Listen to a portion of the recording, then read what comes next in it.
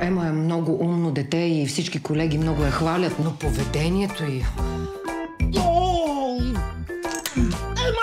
Ема!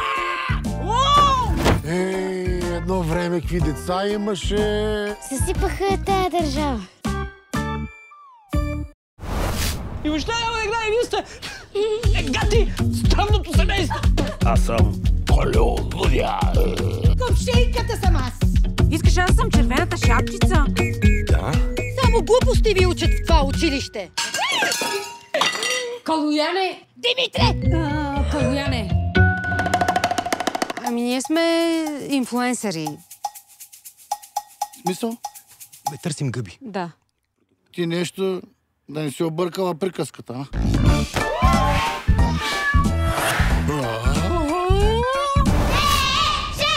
Ако не се справяш, ще си загубя работата. Бабо! Хвърлия, може да те охапе! Да ухапе? Може, какво ще правим без баба ти? Цяла чаша с сопали. Отвратителен. Ти да ме отровиш ли искаш? Я дай тук тая анкета да видиш какво става сега. Керанче. Ама керанче, нямаме ранче. Нали знаеш книгата Шоколандия? Знам я, да. Вярваш ми, че си имам въображаеми приятели, а не ми вярваш, че ти се извинявам? Are you talking to me? Абе, Любчо, ти колко си висок? Колкото толкова. Пубертета ще наваксам. Да, точно това му е хубавото на детството.